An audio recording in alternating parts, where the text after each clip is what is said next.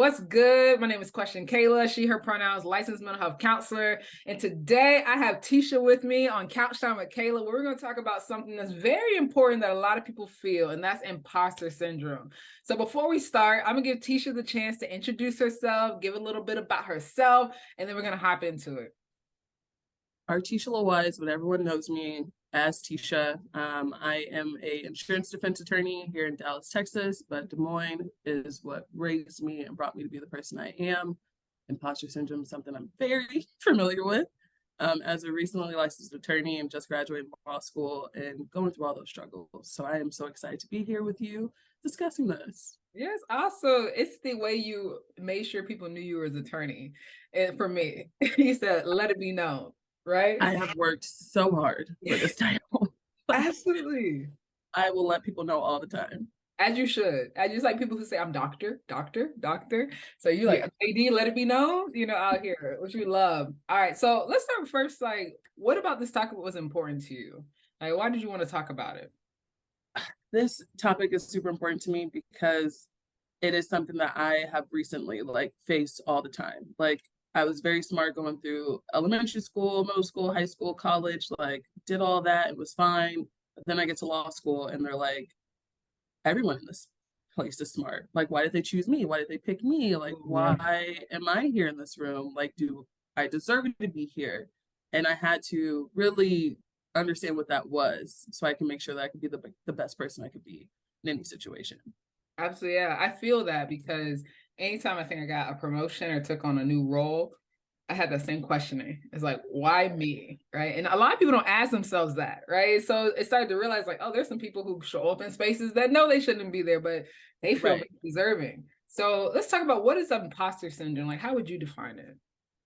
So for me, it's a lot of being in spaces and I'm just like, oh my God, this person does this person is this person. And then there's just me, like what makes me deserve to be in this room? And it's a lot of self-doubt, self-questioning, like, am I supposed to be here? Do I deserve this situation? And it brings in that internal struggle and battle with yourself of like, do I deserve that? And that's what I view imposter syndrome as. Yeah, so it sounds like overall it's the idea of like feeling you don't belong and constantly questioning yourself. Yeah, it sounds like it shows up in certain spaces. I'm curious if there are like certain spaces where you notice it show up more than others. Yeah, so I am a 28-year-old Black female attorney. There is 5% of us in the United States. I'm very fortunate in Dallas. Like a lot of the judges are minorities, and so I can relate to the Black women judges. But there are times where I'm like, I did a talk for a bar association here, and I was on there with a justice of a court of appeals, and then it was like a partner of a big firm who is really well known, and I'm like, why am I here? Like, how do my credentials make me be able to sit on a panel with these two really distinguished, and I mean, they were white men, and I'm like, why am I here? Like, why was I chosen to be the person to help facilitate this talk? But then I had to look at myself and be like, okay, well, this is what you've established for yourself, and this is what people see. And it really brought it full circle for me and had some understanding, like, hey, you do deserve to be there.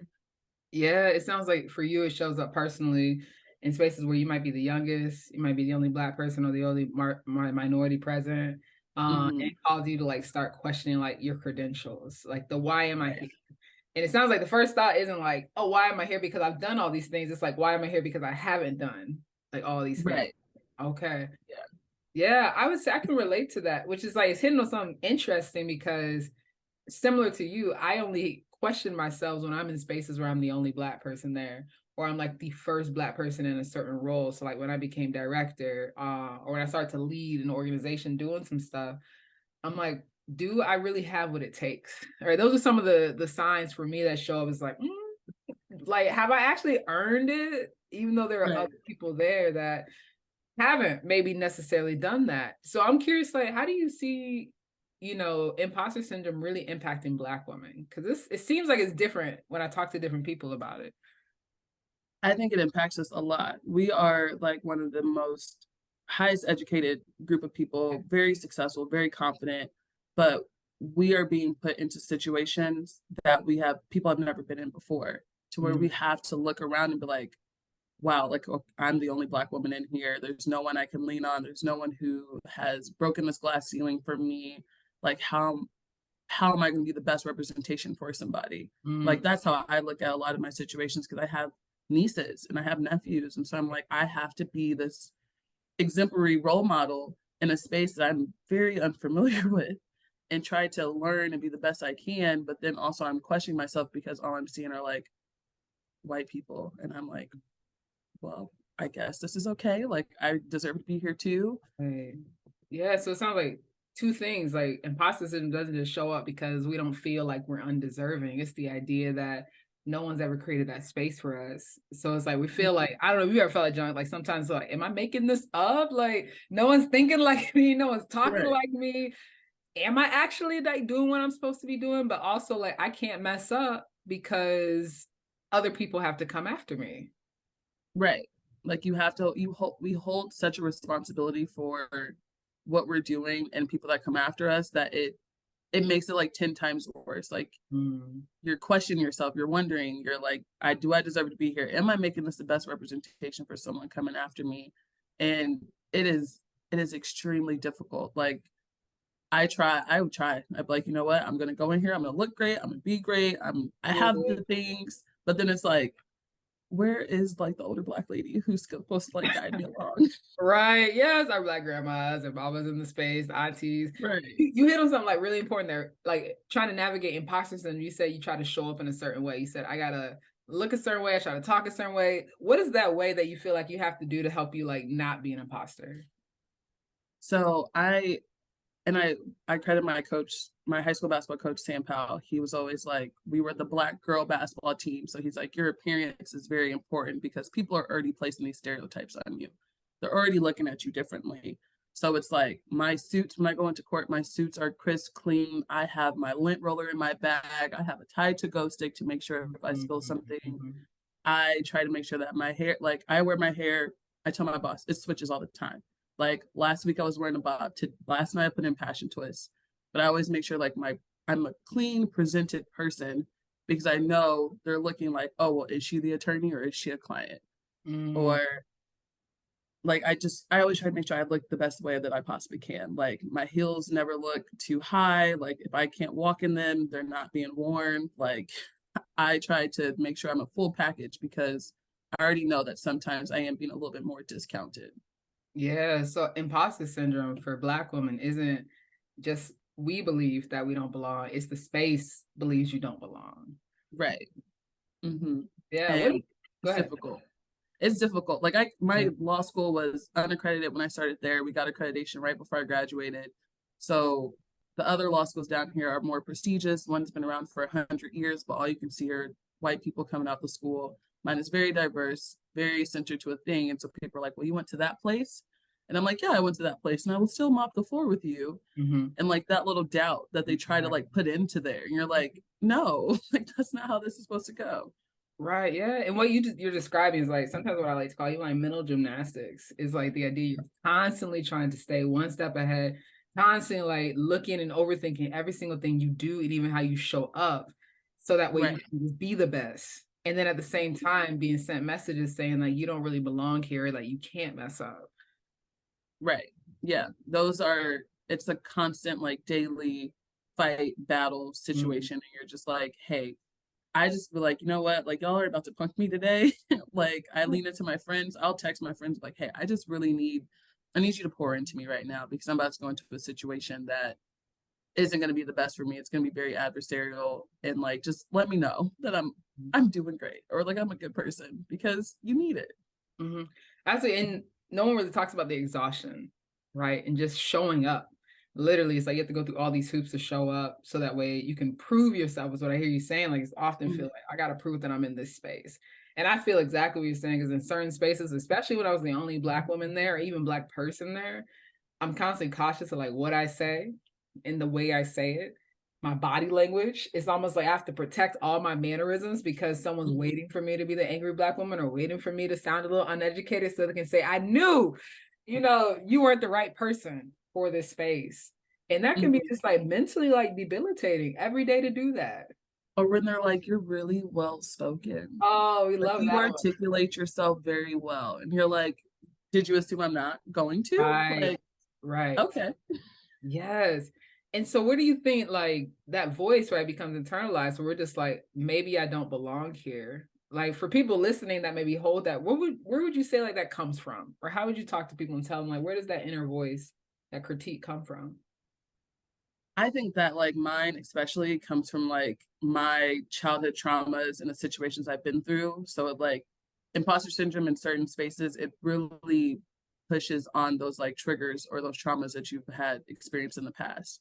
And like luckily for me, I am super big advocate of therapy, been going consecutively for the past 6 years. And I have to remember like, okay, I am supporting the little girl that did not feel like she was good enough, that was like trying to figure out the world. And but now like I'm living out that little girl's wildest dreams. Like she wouldn't have thought that we're here we are today. So I really try to make sure like I stay centered in like not talking real negatively to myself. Like if I feel like I am, I try to like push that out or just like, hey, you did have a bad day, or like this wasn't the best situation, but look at where you're at, look at where you're going, look at your trajectory, like you're going to do fine, you're going to be fine. In Brene Brown's books, me and that little white lady, I love her. The Like Gift of I've read Imperfection every is a good single one. read every single book, front Yeah. and back, take notes, like that, like reading those books and learning some of those things really, really helped me and understand. So like although I'm uncomfortable in some of these spaces, I try to go back to like the skills I learned from that, the skills I learned from therapy, or my support system, and be like, hey, you can do this. You belong to be here. Your resume is just as impressive. Just be still, be calm, and focus in.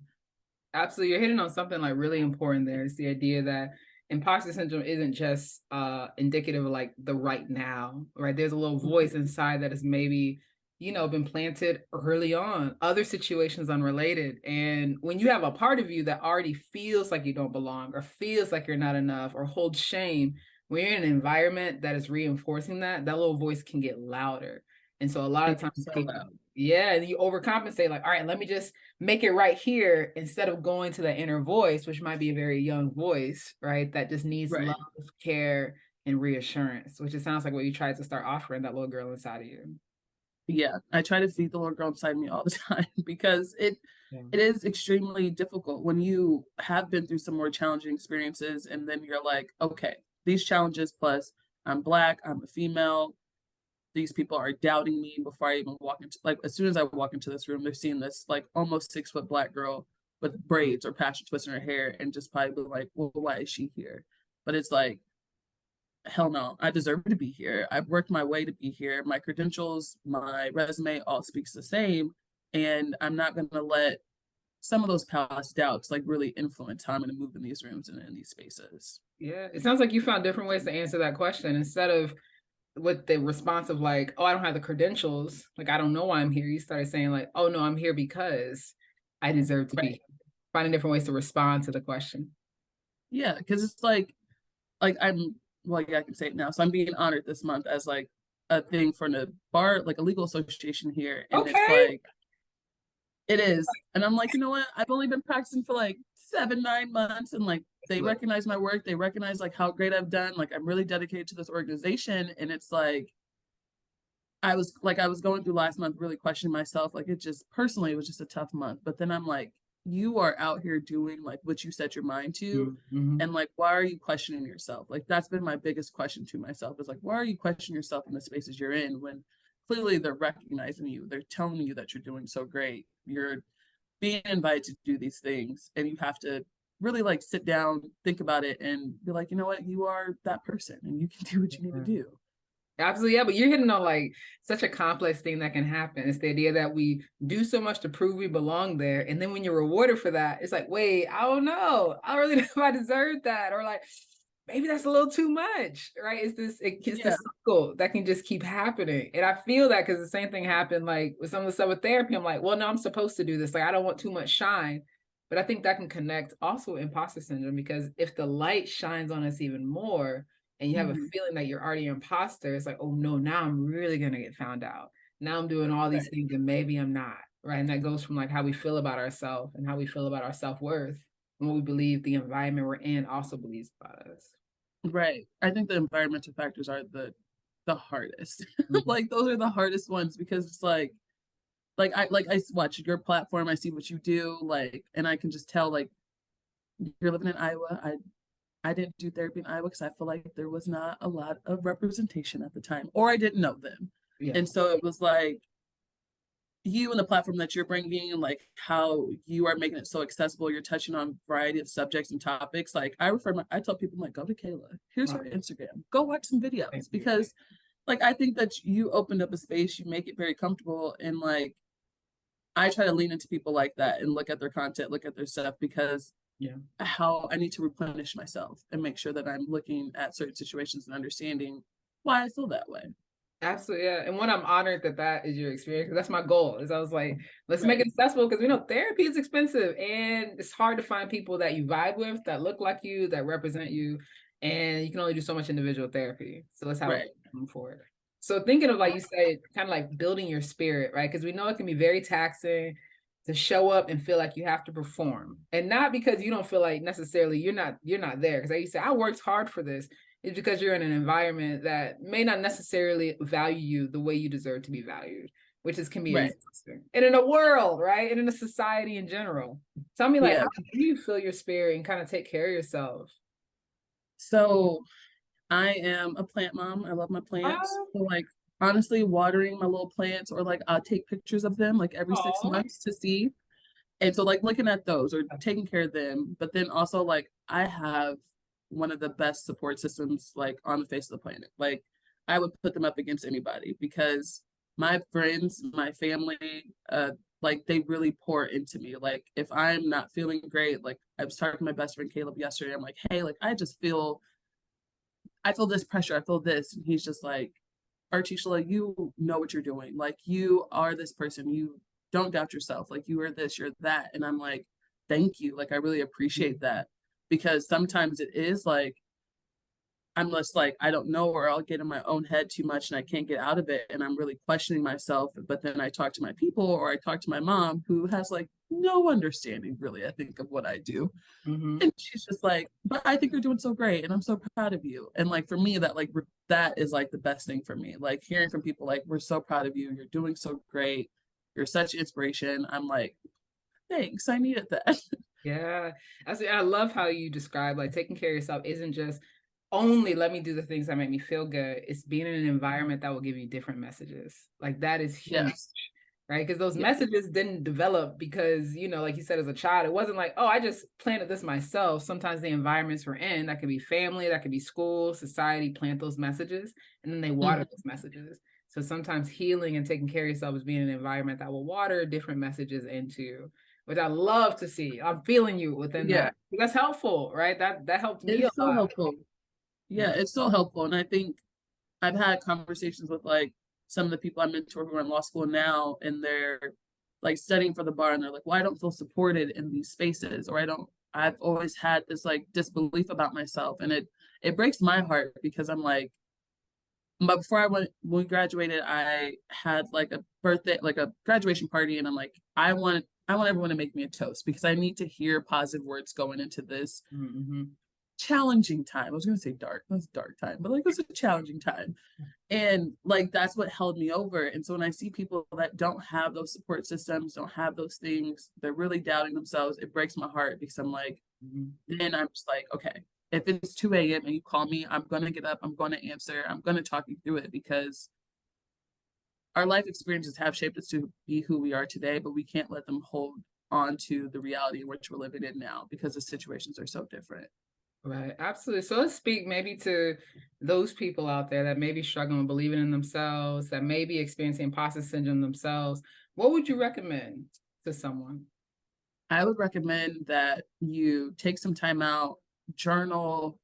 If you like, sometimes I like just like talking into my notes app and just getting some stuff out, Mm-hmm.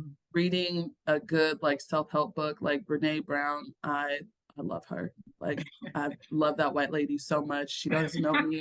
Hopefully one day I can meet her, but like I love her and her authenticity about it. I really try to dive in, like even like letters of recommendation. Like I received one yesterday, and just like reading that, I read it like 3 times since I've gotten it, just to understand like what someone else's words say about me and what I'm doing. Doing things of that nature, looking into the positive aspects of your life and realizing like, hey, I deserve to be here. I'm in this room for a reason. And there's like this Rihanna video that goes around on Instagram, and they're like, how do you wake up every day, even when you don't want to? And she's just like, fake it. I just fake it and keep it going. Yeah. Sometimes that's what you have to do on certain days of the week. Kind of trick your mind to be where you're at in the moment. Yeah. Right. Yeah. And I would add too, one Brene Brown's book, especially You Are Your Best Thing. Did you read that one?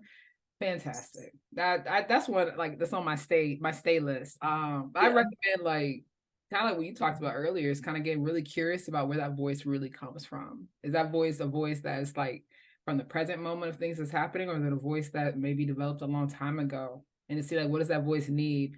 And one thing that really helps me is I write a letter to myself and I date it. Like whatever I'm feeling, like upset or sad or like not believing in myself, and I write what I would want to believe about myself. And I date it, I hide it somewhere, and then I go back to it when I need to. And I have a loan one from like 2018 that's just like, you are going to be amazing. People may require things of you. You might feel like you're not in that space, but remember all the ways that you worked hard, right? And so that way you always have it, you know, and it's true, and it's authentic to you. Right. That is, I like that. Like, I might have to steal that, because there's go ahead. times where I might need to steal that and do that to myself. Period. As you should. As you should. And it can be very like, wow, I was already thinking this about myself before. And then bring like a true connection internally. Yeah, that is great. I'm also going to tell my niece to do that. There we go. Look at it. See, that's the purpose of this. I love it. Right. Tisha, this has been dope to talk with you about. I feel like a lot of people listening to this are going to be really touched by what you're saying, because it's real and we don't talk enough about it. And a lot of people blame themselves for what's happening. And you like painted a picture like, nah, there's some other things that are happening, and we got to give attention to that while you pour into yourself.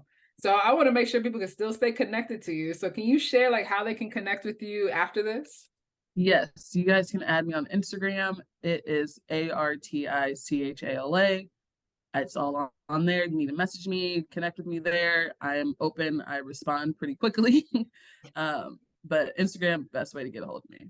Yeah, awesome. And I'll make sure I have all of that in the bio below. So thank y'all for tuning in. Hope you like the other videos, and come back for another Couch Time with Kayla. Peace.